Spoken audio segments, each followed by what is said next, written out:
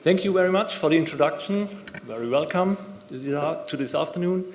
I would like to add a few words about the introduction. A lot of you may remember the last talk of yesterday evening given about Frederick Küchen. It was to show that TESAT is not only into EE parts and services around that, but also is into manufacturing equipment for space and also developing equipment. And when internally the discussion came up, okay, how to build equipment with COTS parts, at a certain point we realized that the old process of designing and developing equipment is not anymore valid. And this gave the idea for this presentation. And I would also like to take the opportunity to thank to Milko Rostewitz, a colleague of mine, who gave a lot of input to this presentation, but unfortunately he is not here. Okay. A short view on the agenda. So how is equipment design with classic space parts? How is equipment design with COTS parts? What are the challenges? What are the risks? And some thoughts about how we might be able to mitigate those risks. Okay. The classic way, you have your equipment, you have some functionality you want to build into your equipment. And the first thing you do is get some developer scratching his head and think, okay, how could I realize this functionality into the equipment? What he will do usually is break up the equipment into functional blocks, to ease his way.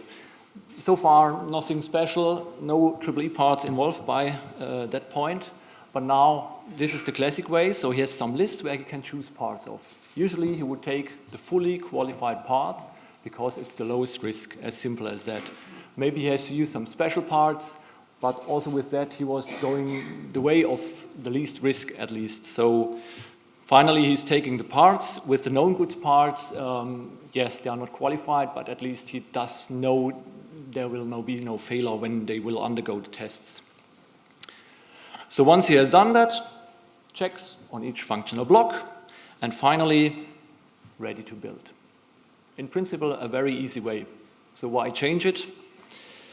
Well, some people were shouting, we want to have this much cheaper. During the panel session yesterday, it was, I think cheaper was the first one. The performance was the other one that had a very high ranking during the panel session. Nevertheless, okay, what is the idea of getting this cheaper? There are parts available with low quality, industrial level, automotive level, and it's just, a very low cost for the part as such. Nevertheless, in contradiction to that, you know it, you have to attest in order to make sure the parts are still valid and flight-worthy. So you do a lot acceptance, you do radiation tests maybe single event effects testing for this one, and maybe you have to add some screening. To be precise, screening is not really something that applies per lot, but applies per part. But nevertheless, it's working in the opposite direction. It will increase your costs. Okay, so what are the consequences out of this? You also know it. You have to go for high volume. You have to go for a big lot size in order to do the test only once per lot, and then you use a lot of parts with it. And in order to achieve this, one possibility is to have built a lot of equipment, or the other possibility is to reduce the variety of parts. So why have 10, 20, maybe more different MOSFETs in your system? If you could reduce it significantly, it will also increase the volume for that single part. Nevertheless, we also have to face some risks. One of it is traceability. Very interesting. I wasn't sure if I should really name it here, but yesterday during the panel session, traceability, I don't know how often it appeared on the screen of the main challenges of using COTS parts. And by the way, thank you for that nice feature about voting during the panel session. And also you have the risk of tests failing. And yes, this would show parts are not flight worthy, and after all, it would be a waste of money. Keeping that into mind, how would the process now look like? This is our idea of this could work. Again, you have the equipment with the functionality. Again, you're breaking it up into functional blocks.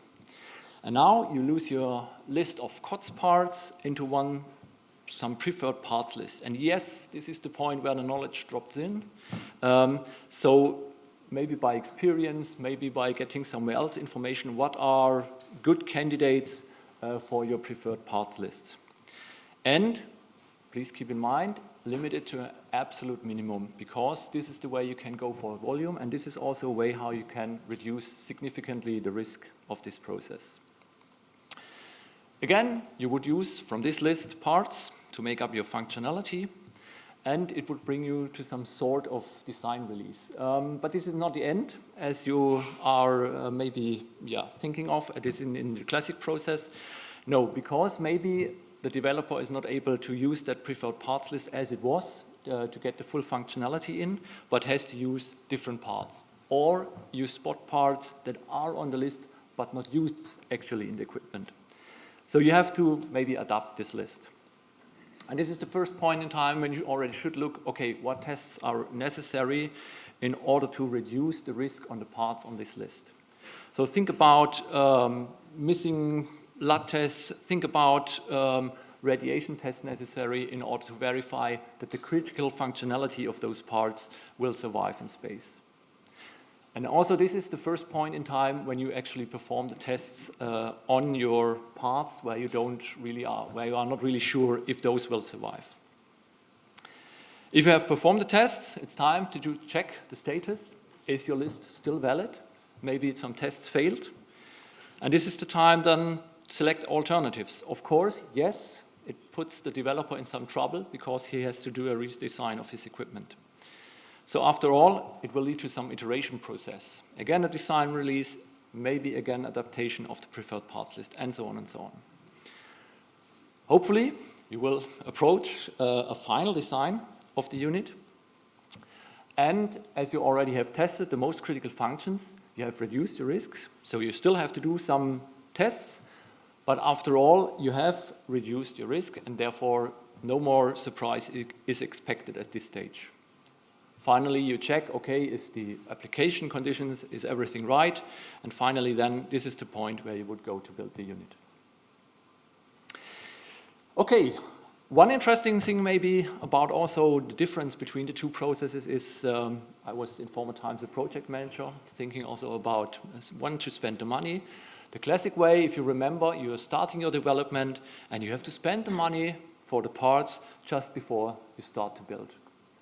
And also you may notice that the amount of money for the parts is much bigger than for the tests as such. With the COTS way shown, this changes significantly. It moves the time when you spend your money to the very beginning. As already discussed, the costs for the parts are much lower. The costs for the tests are usually even higher than the costs for the parts. And this is the slightly shaded amount of money shown here. You may repeat the parts, but nevertheless, you have to spend the money at the very beginning of the development process. I would like to take a closer look into this aspect of the iterations I have shown.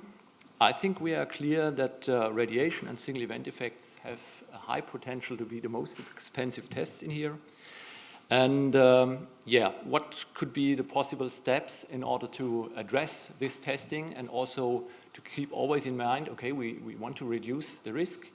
If we have to spend money for tests that just showing that the equipment fails, we want to spend it as early as possible because it would avoid any other cost.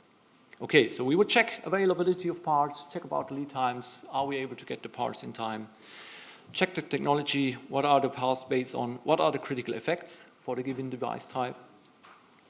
So this is the job of the EEE parts engineer. The next one is check the conditions within the application where the parts should bring their functionality. So this is the development engineer. It also shows that EEE parts engineer and the development engineer of the unit have to work very close together in order to make this happen. Again, this is a point to check on the list. Are there several parts all bringing the same functionality into the unit?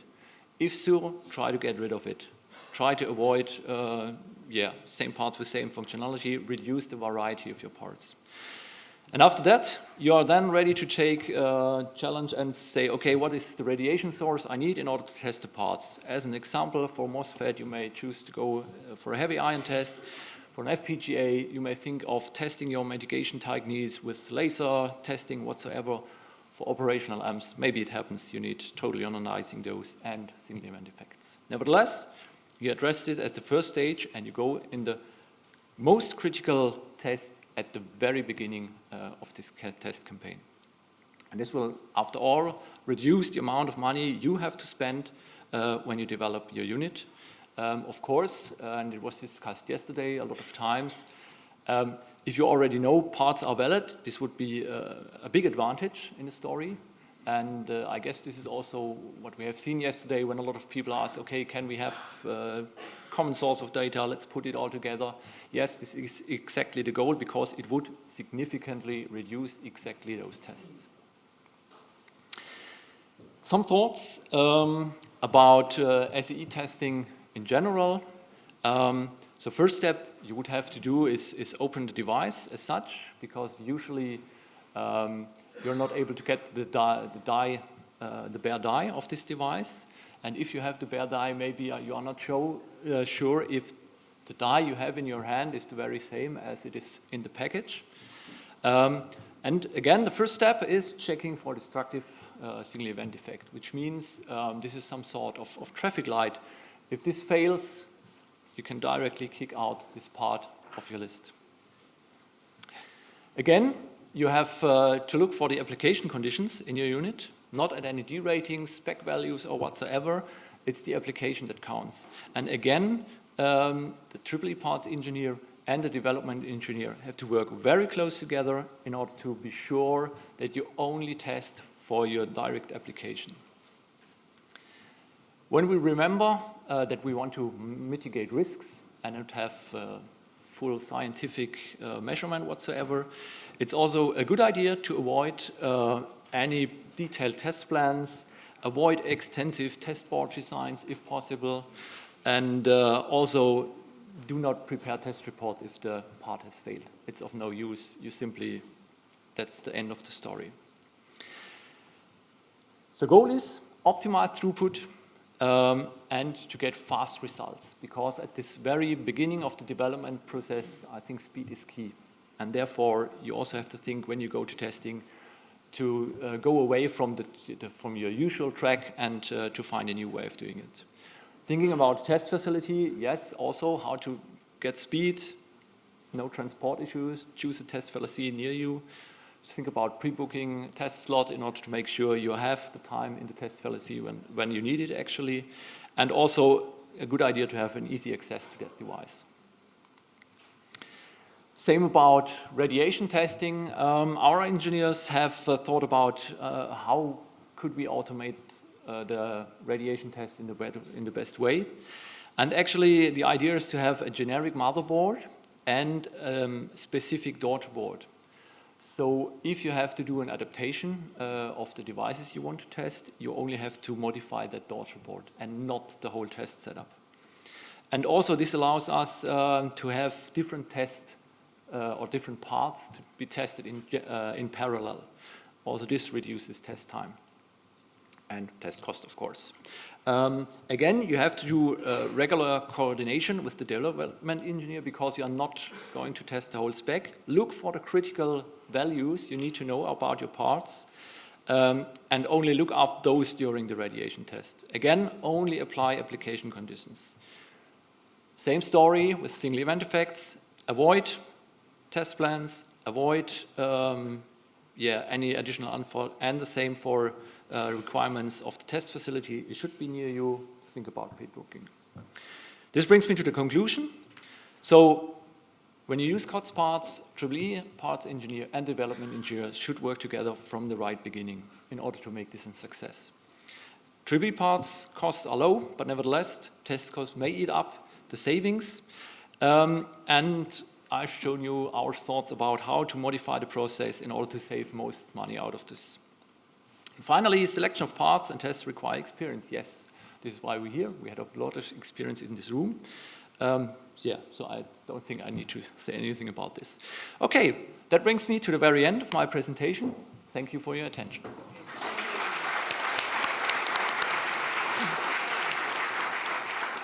Perhaps we have time for one quick question.